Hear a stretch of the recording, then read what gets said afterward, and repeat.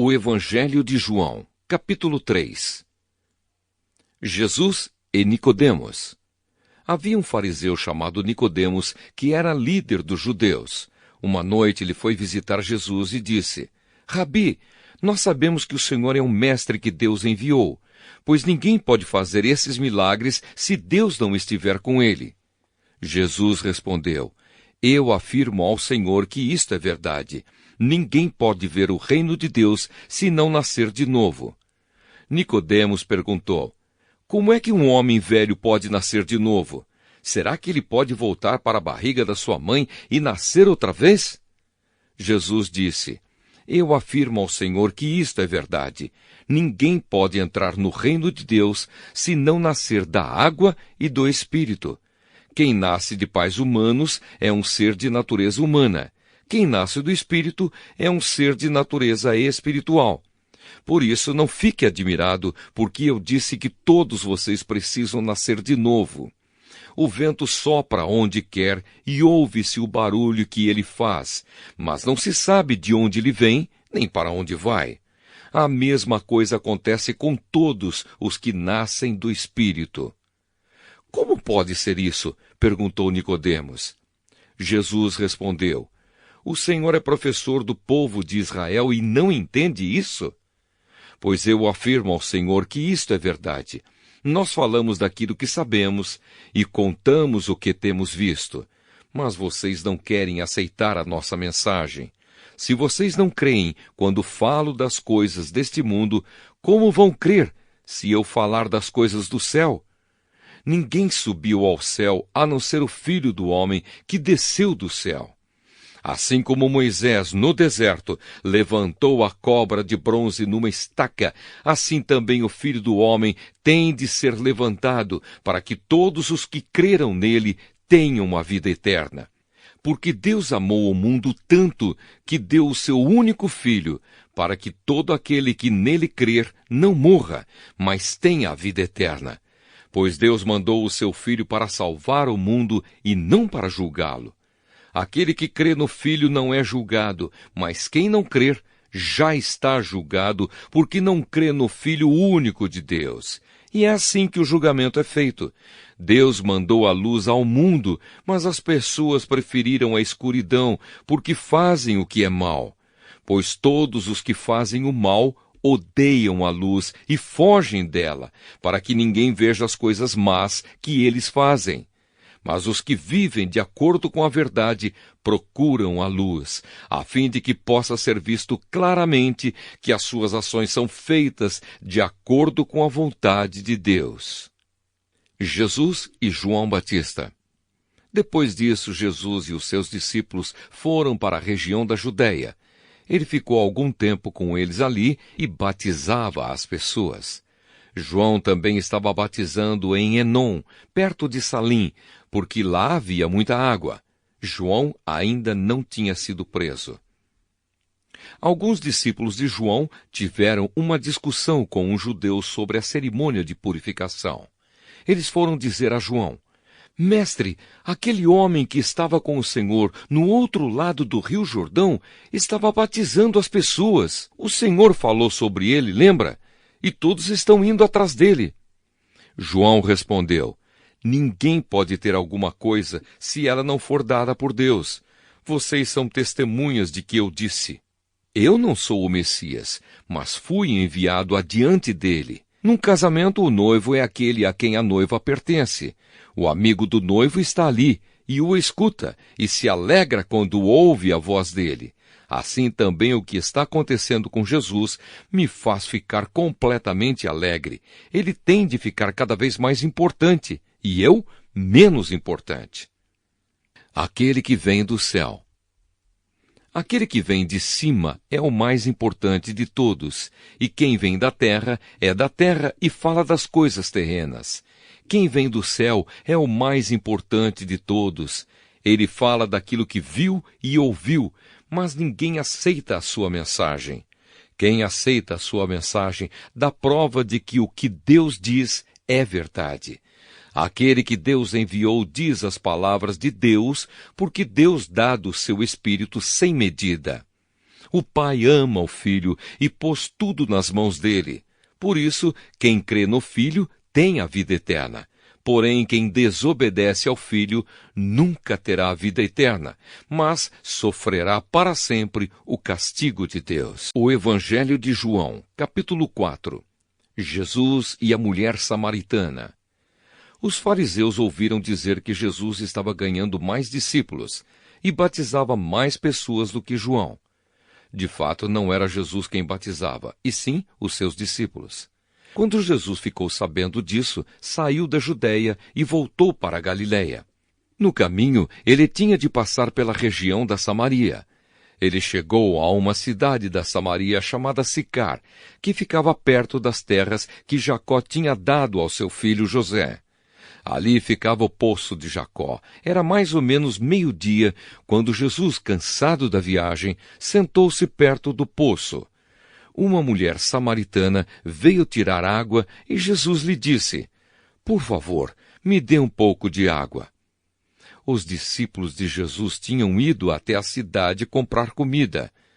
A mulher respondeu: "O Senhor é judeu e eu sou samaritana.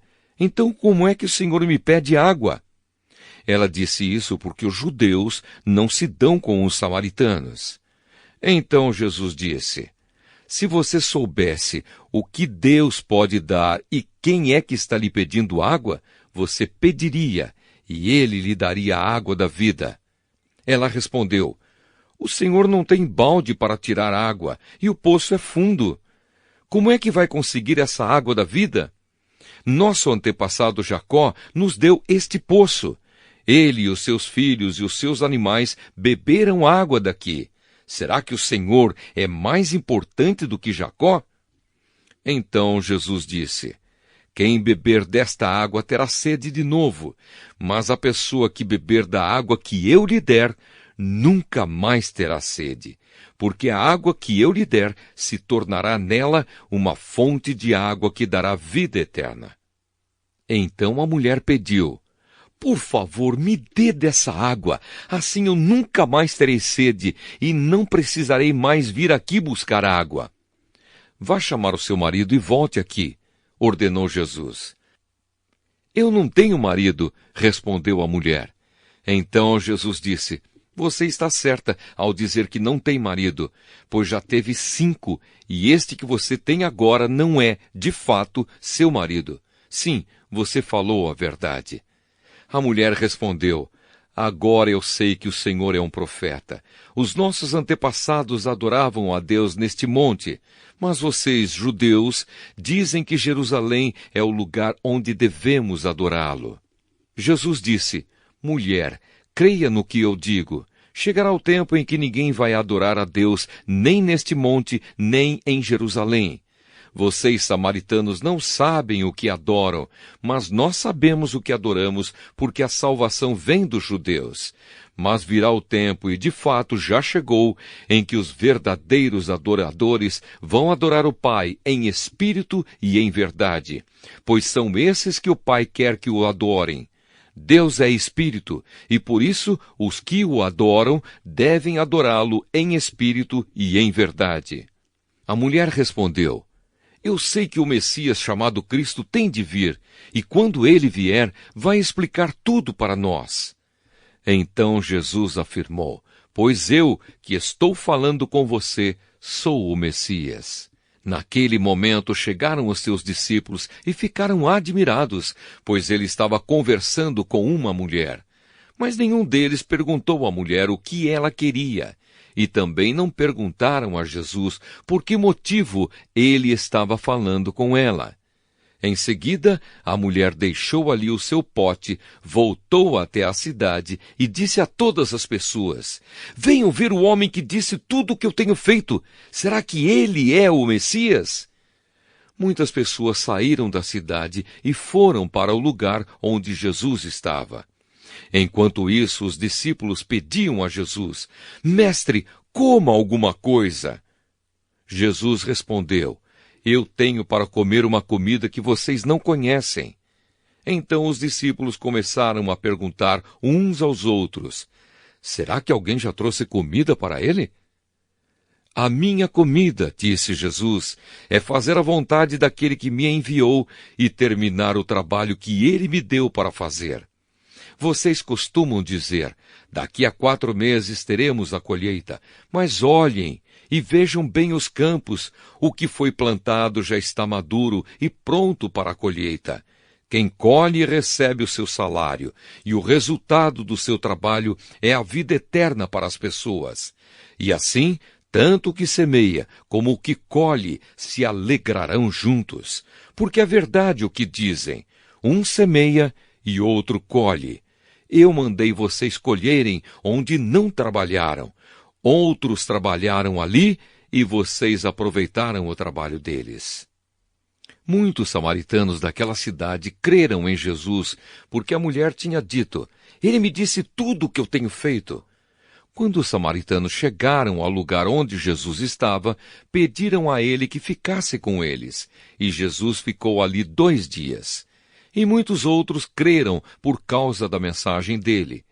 Eles diziam à mulher, agora não é mais por causa do que você disse que nós cremos, mas porque nós mesmos o ouvimos falar e sabemos que ele é, de fato, o Salvador do mundo. Jesus cura o filho de um funcionário público. Depois de ficar 2 dias ali, Jesus foi para a região da Galiléia, pois, como ele mesmo disse, um profeta não é respeitado na sua própria terra. Quando chegou a Galiléia, os moradores dali o receberam bem. É que eles tinham ido à festa da Páscoa em Jerusalém e tinham visto tudo o que Jesus havia feito lá. Jesus voltou a Caná da Galiléia, onde havia transformado água em vinho. Estava ali um alto funcionário público que morava em Cafarnaum. Ele tinha em casa um filho doente.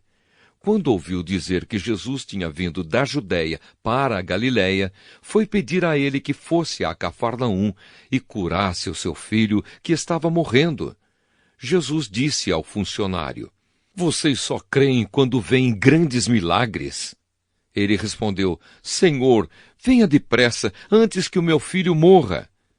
Volte para casa, o seu filho vai viver, disse Jesus. Ele creu nas palavras de Jesus e foi embora. No caminho, encontrou-se com os seus empregados que disseram, o seu filho está vivo! Então ele perguntou a que horas o filho havia começado a melhorar. Os empregados responderam, ontem, à 1 da tarde, a febre passou. Aí o pai lembrou que havia sido naquela mesma hora que Jesus tinha dito, o seu filho vai viver. Então ele e toda a família creram em Jesus. Esse foi o segundo milagre que Jesus fez depois de ter ido da Judéia para a Galiléia.